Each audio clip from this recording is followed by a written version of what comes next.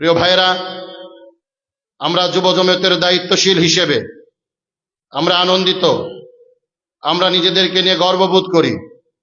কারণ আমরা যে সংগঠনের দায়িত্ব পালন করছি, এই সংগঠনের যে প্রতীক রয়েছে খেজুর গাছ, এই খেজুর গাছের গোড়ায় যিনারা ঘাম জড়িয়েছেন, যিনারা রক্ত জড়িয়েছেন, যিনারা শ্রম এবং মেধার মাধ্যমে এই সুন্দর একটি প্ল্যাটফর্ম আমাদের পর্যন্ত নিয়ে এসেছেন, প্রত্যেকেই সময়ের শ্রেষ্ঠ সূর্য সন্তান ছিলেন।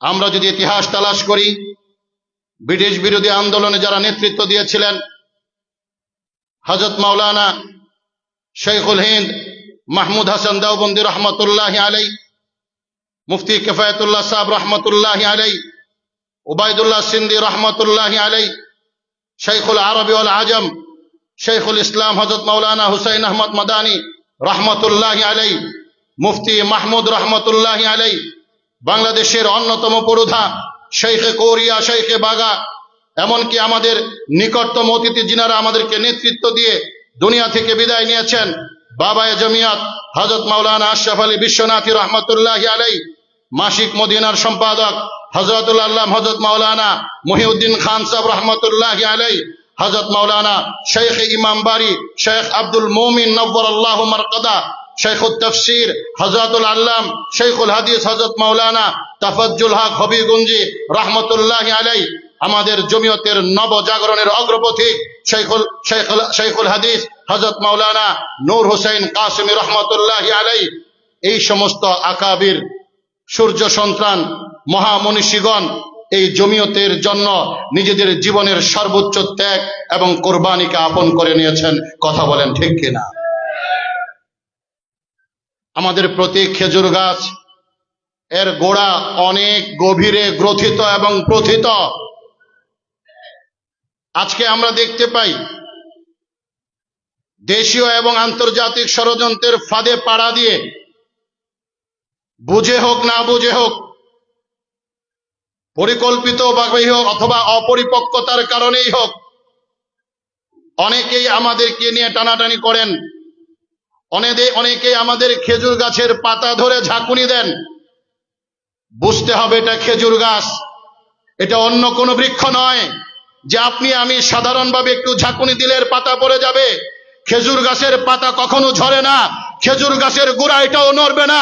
খেজুর গাছ ছিল, খেজুর গাছ আছে এবং খেজুর গাছ এই বাংলার মাটিতে থাকবে ইনশাআল্লাহ। সংগ্রামী সাথী ও বন্ধুগণ, আল্লামা নূর হোসেন কাসেমী রহমতুল্লাহ আলাই যখন জমিয়তুল উলামা ইসলাম বাংলাদেশের মহাসচিব নির্বাচিত হয়েছিলেন, ঠিক ওই সময়ে আমরা দেখেছিলাম কিছু পরিচিত ফেস আল্লামা নূর হোসেন কাসেমীর চরিত্রের মধ্যে কালিমা লেপন করার জন্য অনেকভাবে চেষ্টা চালিয়ে গিয়েছেন। আল্লামা নূর হোসেন কাসেমী রহমতুল্লাহ আলাই মাঠে ময়দানে কাজ করে জমিয়তের নবজাগরণ সৃষ্টি করে সকল সমালোচনার সমুচিত জবাব দিয়েছিলেন। কথা বলেন ঠিক না ব্যাঠে? সাম্প্রতিক সময়ে কিছুদিন আগে জমিয়তের কাউন্সিল হয়েছে, আমরা নবনির্বাচিত সভাপতি পেয়েছি। আমাদের সভাপতি, যিনাকে অনেকে মহাব্বত করে যুগের সিন্ধি বলে ডাকেন, ইনি যখন সভাপতি হলেন, সেই পরিচিত চেহারাগুলো, সেই পরিচিত মানুষগুলো যিনারা আল্লামা নূর হোসেন কাসেমীর অগ্রযাত্রাকে থামিয়ে দেওয়ার জন্য চেষ্টা করেছিলেন, তারাই আবার মাঠে ময়দানে জানি না কাদের ষড়যন্ত্র বাস্তবায়নের লক্ষ্যে, কাদের উদ্দেশ্য বাস্তবায়নের লক্ষ্যে আহলুস সুন্নাহ ওয়াল জামাতের তরজমান ফিকরে দারুল উলুম দেওবন্দের হামিল উস্তাদে মুহতারাম আল্লামা উবাইদুল্লাহ ফারুক সাহেব দামাত বরকাতুহুমের এই নবজাগরণকে, জমিয়তের অগ্রযাত্রাকে রুখে দেওয়ার জন্য আবার আপনারা মাঠে নেমেছেন। আপনাদেরকে স্পষ্ট ভাষায় বলে দিতে চাই, জমিয়তের অগ্রযাত্রাকে থামিয়ে দেওয়া যাবে না, যাবে না, যাবে না ইনশাআল্লাহ।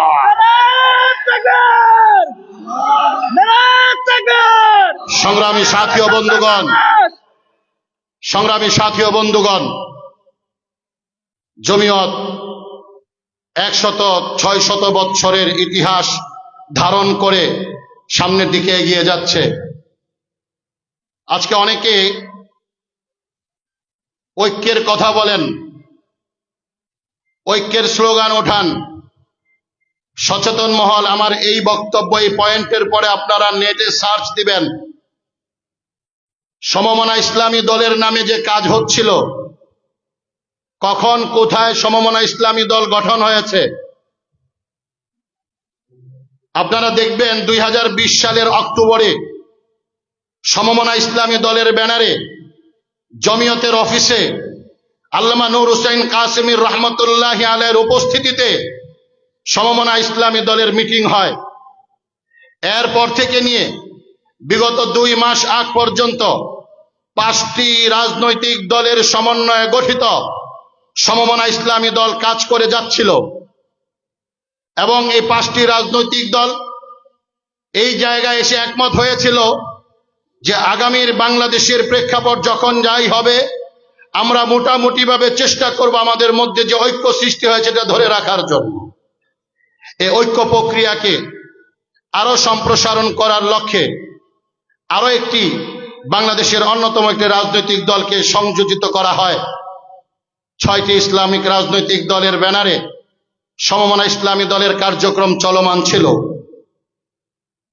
এবং সমমনা ইসলামী দলের অধিকাংশ মিটিং আলহামদুলিল্লাহ আমাদের জমিয়তের অফিসেই হয়েছে। জমিয়তের অফিসেই হয়েছে। সমমনা ইসলামী দলের উদ্যোগ যারা নিলেন, যারা সামনে থেকে নেতৃত্ব দিলেন এবং আজ অবধি সমমনা ইসলামী দলের মধ্যে আছেন, মাত্র কয়েকদিন আগ থেকে নতুন একটা সুর, নতুন একটা আওয়াজ মাঠে ময়দানে ছড়িয়ে দেয়া হলো। জমিয়ত ঐক্য প্রয়াসী সংগঠন নয়, জমিয়ত ঐক্য চায় না।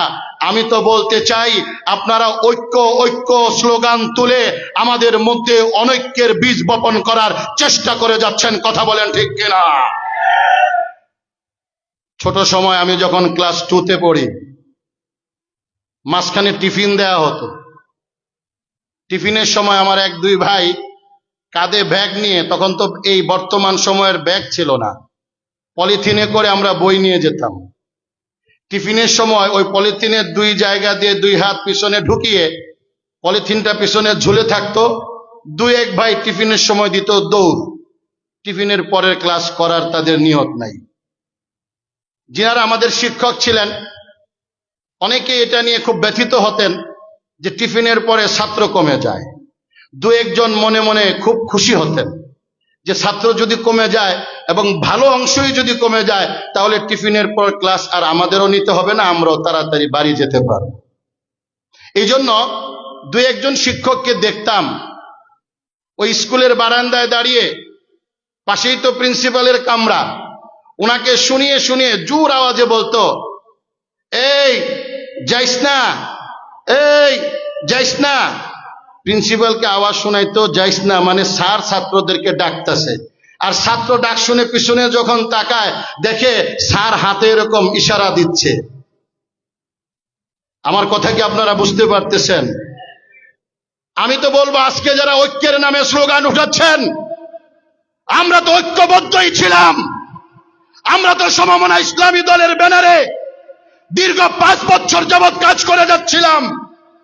আপনারা কি এমন ইস্যু নিয়ে আসলেন, কাদেরকে ঐক্যের মধ্যে নিয়ে আসার জন্য দুর্বিসন্ধি চক্রান্ত শুরু করলেন, আর ঐক্যের মধ্যে ফাটল সৃষ্টি হলো।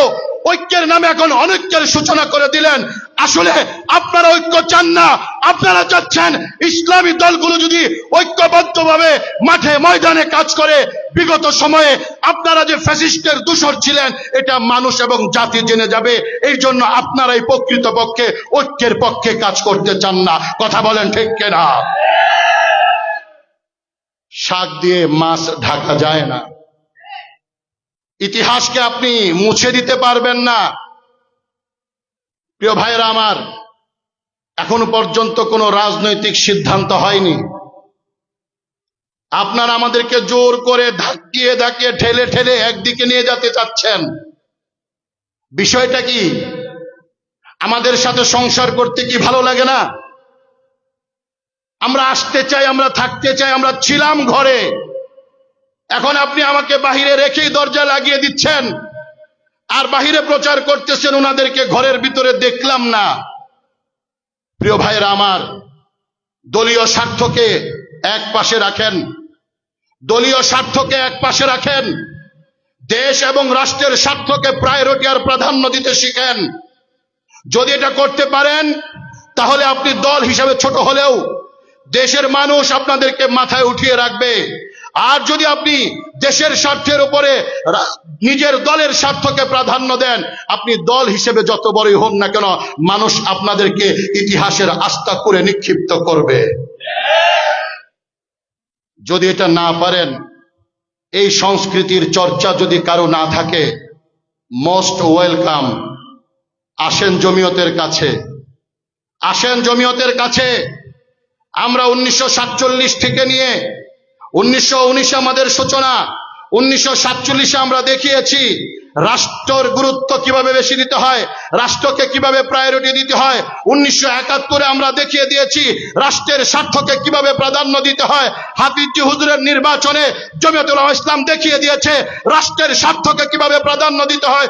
আজও আমরা চ্যালেঞ্জ করে বলতে চাই, বাংলাদেশ বিনির্মাণের ক্ষেত্রে জমিয়তুল উলামা ইসলাম বাংলাদেশ সদা সর্বদা সব সময় দলীয় স্বার্থের উপরে রাষ্ট্রের স্বার্থকে প্রাধান্য দিয়ে যাবে ইনশাআল্লাহ। সংগ্রামী সাথী ও বন্ধুগণ, আমার যুব জমিয়তের ভাইয়েরা, আল্লামা কাসেমী রহমতুল্লাহি আলাইহি বলতেন, হীনমন্যতায় ভুগলে চলবে না, হীনমন্যা থেকে টেনে হৃদয় থেকে বের করে ফেলে দিতে হবে। আমরা সংগঠন করি, সংগঠনের পরিচয় হলো আনুগত্য এবং আস্থা। আমরা আমাদের অভিভাবকদের প্রতি পূর্ণ আস্থাশীল। আমরা জানি, আমরা বুঝি, যাদেরকে আমরা অভিভাবক হিসেবে নির্বাচন করেছি, আমরা বুঝে শুনেই নির্বাচন করেছি। আপনি ডানে থেকে এসে, বাম থেকে এসে আমার অভিভাবকত্ব নির্বাচনকে আপনি প্রশ্নবিদ্ধ করলেই আমি আমার অভিভাবককে ছেড়ে দিব, এরকম ধারণা করা এটা সম্পূর্ণ অমূলক এবং অযৌক্তিক হবে। প্রিয় ভাইরা আমার, সুসন্তান বাবা যদি কখনো পথচ্যুত হয়ে যায়, ধরে নেন ইন কেস বাবা যদি কখনো ভুল করেও ফেলে, সুসন্তান কখনো বাবাকে রেখে ভিন্ন ঘরে চলে যেতে পারে না। আর আমরা তো এতটুকু বিশ্বাস করি, আমরা তো এতটুকু আস্থার সাথে বলি যে আমরা যে সংগঠনের অধীনে কাজ করি, জমিয়তুল উলামা ইসলাম বাংলাদেশ, আমি আগেও বলেছি, এখনো বলছি, আগামী দিনেও বলবো, রাজনৈতিকভাবে জমিয়ত এই পর্যন্ত সহসিজদা দেয়নি। ইনশাআল্লাহ আগামী তো জমিয়তকে সহসিজদা দিতে হবে না। আসেন জোট করি, আসেন ঐক্য করি, সেটা হবে নির্বাচনী ঐক্য। আর যদি নির্বাচনী ঐক্য না চেয়ে আপনি ইসলামিক জোট করতে চান, ইসলামিক ঐক্য করতে চান, তাহলে সত্যিকার অর্থে যারা ইখতিলাফের ঊর্ধ্বে, যাদের ব্যাপারে মতনৈক্য নাই, সকলেই যাদেরকে ইসলামিক দল হিসেবে স্বীকৃতি দেয়, আমরা যারা ছিলাম, এখনো আছি, আমরা নির্বাচন ঐক্য করব, ঐক্যবদ্ধই ছিলাম। সিদ্ধান্ত হয়েছিল, আমরা মিডিয়াতে সাক্ষাৎকার দেখেছি, এক মার্কা থাকবে, একটা প্রতীক থাকবে, একটা ব্যালট বাক্স থাকবে। এই বক্তব্য আপনারা পান নাই? এই বক্তব্য আপনারা নেটে পান নাই যে ইসলামিক দলগুলোর একটা প্রতীক থাকবে অথবা একটা ব্যালট বাক্স থাকবে? এই পর্যন্ত এতটুকু অগ্রসর হওয়ার পর এখন কেন পিছনে যেতে হবে? বোঝা গেল কেউ একজন ঢুকেছে, কেউ একজন বিভিন্ন চক্রান্তের মাধ্যমে এই ঐক্য প্রক্রিয়াকে বাধাগ্রস্ত করার জন্য উঠে পড়ে লেগেছে। যুব জমিয়তের ভাইয়েরা, আসুন আমরা আমাদের সাংগঠনিক কাজের দিকে মনোযোগ দেই। আমরা বিভাগীয় যুব সম্মেলন ঘোষণা করেছিলাম 2024-এর 24শে অক্টোবর। আমাদের কেন্দ্রীয় কর্মী সম্মেলন এই ভবনেরই নিচতলায় অনুষ্ঠিত হয়েছিল। সেখানে ঘোষিত কর্মসূচি ছিল 8টা বিভাগে আমরা 1 বছরের ভিতরে বিভাগীয় যুব সম্মেলন করব। তারই ধারাবাহিকতায় আজকে এটা 3য়তম বিভাগীয় যুব সম্মেলন চলছে। 26শে জুন সিলেট বিভাগীয় যুব সম্মেলন হয়েছে। বাস্তবায়ন কমিটির সম্মানিত সদস্য সচিব এখানে উপস্থিত আছেন। গত পরশুদিন 10ই জুলাই ময়মনসিংহ বিভাগে বিভাগীয় যুব সম্মেলন হয়েছে, আজকে ঢাকা বিভাগে হচ্ছে, আগামী 24শে জুলাই রংপুর বিভাগে হবে, 31শে জুলাই চট্টগ্রাম বিভাগে বিভাগীয় যুব সম্মেলন হবে। ধারাবাহিকভাবে অগাস্টে আমরা বাকি 3টা বিভাগ বরিশাল, রাজশাহী এবং খুলনা বিভাগে বিভাগীয় যুব সম্মেলন করব। আমার সাংগঠনিক সম্পাদক সাহেব বলেছেন, আমরা সিদ্ধান্ত নিয়েছি যে বিভাগীয় যুব সম্মেলন করতে গিয়ে আমাদের যে রাজনৈতিক কর্মীরা রয়েছে তাদেরকে নিয়ে লোক সংখ্যা যেমনই হোক আমরা এই প্রোগ্রামগুলো বাস্তবায়ন করব। ইনশাআল্লাহ বাকি সম্মেলনগুলো আমরা শেষ করব, এই ব্যাপারে আমরা দৃঢ় প্রত্যয় গ্রহণ করেছি। আগামী দিনে ঢাকা বিভাগের আওতাধীন সকল জেলার দায়িত্বশীল এখানে উপস্থিত আছেন। আপনাদেরকে ধারতে বলতে চাই, আমরা একটি কর্মসূচি আপনাদের জন্য প্রণয়ন করেছি। সেটা হলো, আপনারা আগামী 6 মাসের মধ্যে আপনাদের আওতাধীন থানার আওতাধীন ইউনিয়ন অর্থাৎ উপজেলা এবং ইউনিয়ন প্রত্যেকের জেলায় আগামী 6 মাসের মধ্যে ইউনিয়ন কমিটিগুলো সম্পন্ন করবেন। পারবো তো ইনশাআল্লাহ? দ্বিতীয় একটা কর্মসূচি হলো, আগামী 3 মাসের মধ্যে প্রত্যেক জেলার আওতাধীন প্রত্যেকটা থানা এবং উপজেলায় আমরা একটা প্রশিক্ষণ কর্মশালা করব। আল্লাহ তাআলা আমাদের এই কর্মসূচিগুলো সাথে নিয়ে আগামী দিনে যুব জমিয়তের কাজকে আরো বেশি গতিময় করার তৌফিক দান করুক এবং জমিয়তুল উলামা ইসলাম বাংলাদেশের পাশে থেকে জমিয়তের এই অগ্রযাত্রাকে তার মঞ্জিলে মকসুদে নিয়ে যাওয়ার ক্ষেত্রে আমাদেরকেও সোনালী সাথী হওয়ার তৌফিক দান করুক। আসসালামু আলাইকুম ওয়া রাহমাতুল্লাহি ওয়া বারাকাতুহু।